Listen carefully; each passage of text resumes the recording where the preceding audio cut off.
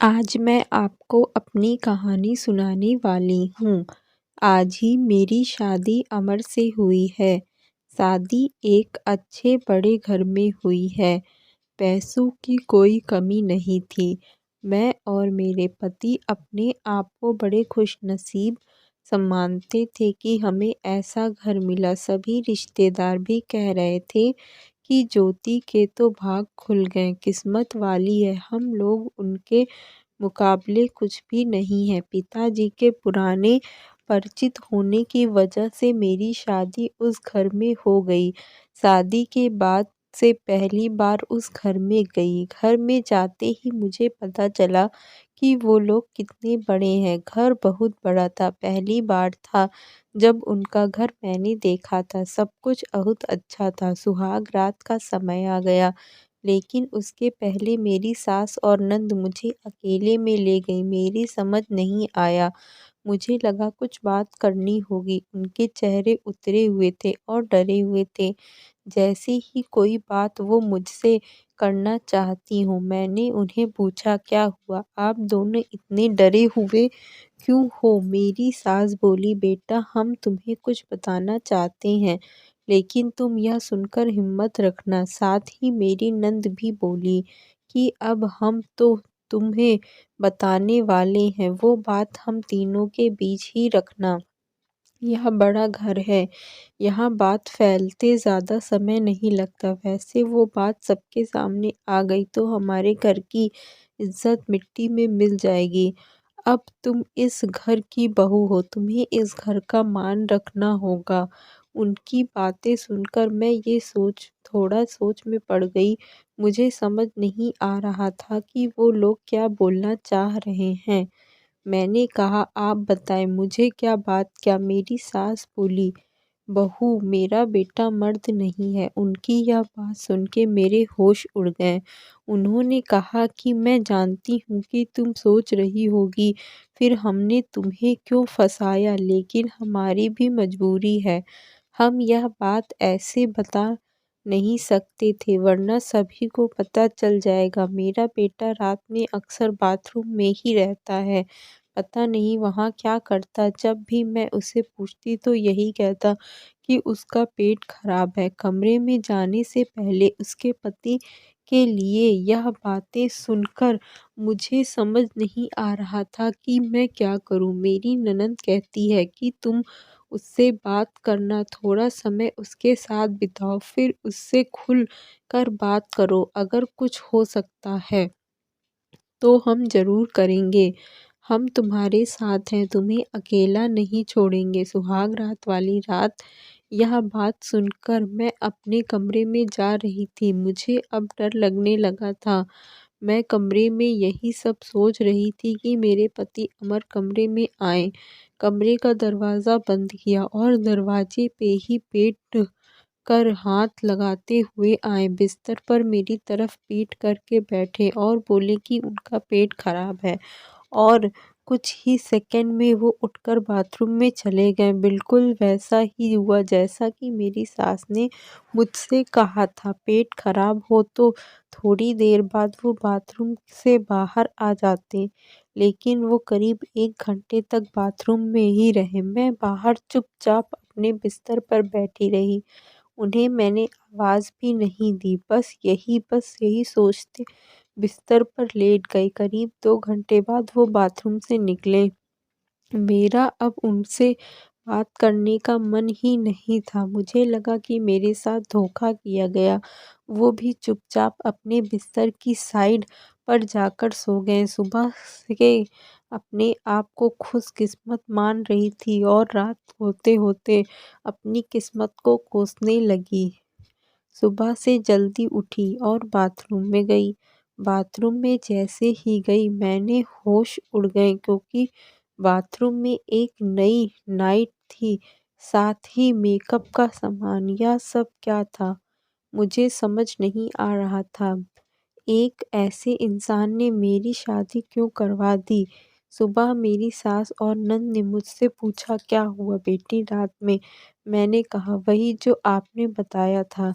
यह कहकर मैं रोने लगी। मेरी ननद ने कहा, माँ मैं कह रही थी कि ऐसी किसी लड़की की ज़िंदगी ख़राब मत करो, लेकिन तुम सभी ने मेरी बात नहीं मानी। अब यह क्या ऐसा ही घुट-घुट कर यहाँ रहेगी? मेरी सास बोली कि बेटा, तू जो भी फ़ैसला लेगी, हम तेरे साथ हैं।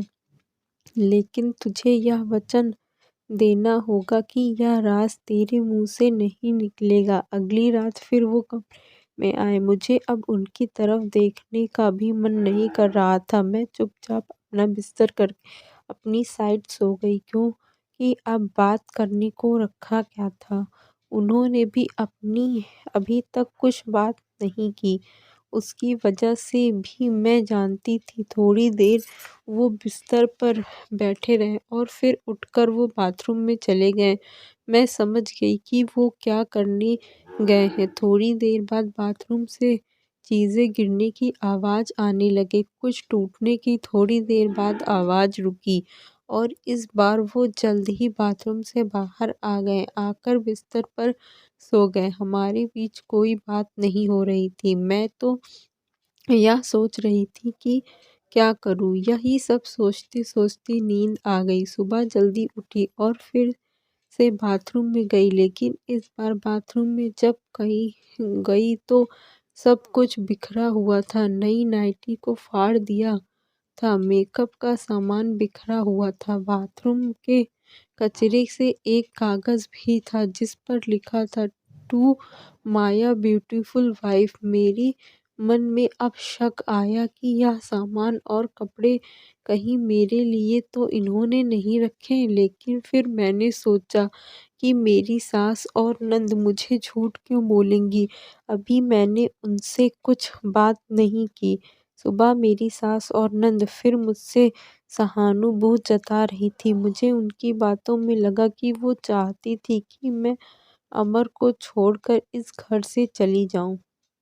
मुझे अब मेरी सास और नंद पर शक हुआ। मैंने घर की पुरानी नौकरानी से बात की। मैंने बातों-बातों में उससे पूछा कि अमर कैसे हैं? वो बोली कि वो बहुत सीधे और उनकी माँ बहन वो तो चाहती थी कि उनकी शादी उनके बहन के पति के रिश्तेदार से हो। बहन और माँ तो बहुत कोशिश थी, लेकिन उनके पिता नहीं माने और उनके दोस्तों से परिचित यानी आपसे शादी करवा दी। वो दोनों तो आपकी शादी के खिलाफ थे। कई दिनों तक घर में विवाद भी होता था, लेकिन तुम्हारे पति अमर ने कहा कि पापा जो बोलेंगे वही करते हैं। मुझे अब पता चल गया कि मेरी सास और नंद मुझे क्यों भगाना चाहते थे। इसलिए उन्होंने मुझे झूठ कहा था। उन्होंने शायद अमर को कुछ कहा होगा। रात अब मैं अमर के बात करने का इंतज़ार कर रही थी। वो कमरे में आए तो उनका मुँह तो उतरा हुआ था। यह पहली बार था जब मैं उनसे बात करने वाली थी। उनके आते ही मैंने कहा, आप मुझसे बात करना चाहते हैं? वो बोले, अब बात करने को रखा क्या है? पापा का विश्वास था कि वो घर अच्छा है, इसलिए मैंने माँ और बहन की ना सुनकर तुमसे शादी की और तुमने सच छिपाया। मैंने बोला, क्या सच? सच कि तुम मुझसे शादी नहीं करना चाहती थी। तुम्हारी जिंदगी में अभी भी कोई और है। यह बात तुमने ही तो माँ को बताई थी। घर की इज्जत और पापा के कारण मैं चुप हूँ, कुछ कदम नहीं उठा रहा। और मैंने भी देख लिया, सुहाग रात रात जिंदगी में बहुत स्पेशल होती है, लेकिन मेरे बाथरूम में 2 घंटे रहने पर भी तुम्हें फर्क नहीं पड़ा। माँ ने यही सही कहा था कि तुम आवाज़ भी नहीं दोगी, बात भी नहीं करोगी। मैंने बोला, बाथरूम में रुकने को उन्होंने कहा था और वो कपड़े और मेकअप वो मेरी बहन ने रखा था। कहा था पहली रात का गिफ्ट है तुम्हारे लिए, बाथरूम में रखा था। मैं उठकर उनके पास गई और उन्हें कहा, आपको पता था उन्हें मुझे क्या कहा? फिर मैंने उन्हें सारी बातें समझाई। कहा कि वो चाहते थे कि हम दोनों में गलतफ़हमी हो और अगर अलग हो जाएं ताकि वो चाहते हैं वो पूरा हो जाए। उन्हें गुस्सा आया, लेकिन मैंने कहा कि नहीं, अब हम इस बात को यहीं ख़त्म करेंगे और किसी को कुछ नहीं कहेंगे। उस रात मेरी सारी परेशानियाँ और गलतफ़हमी दूर हो गईं। वो थी मेरी सही मायने में सुहाग रात। अगली सुबह मेरी सास और नंद ने मुझे पूछा कि मेरा क्या फ़ैसला है, मैं क्या करने वाली हूँ। मैंने कहा कि मैं आप दोनों को माफ़ करके एक नई शुरुआत करना चाहती हूँ। आपको मुझसे कोई शिकायत नहीं होगी। मैं एक बहुत अच्छी बहू बनकर दिखाऊँगी। मेरे चेहरे पर मुस्कान देखकर उनके चेहरे उतर गए। नंद तो उसी दिन अपने घर चली गई।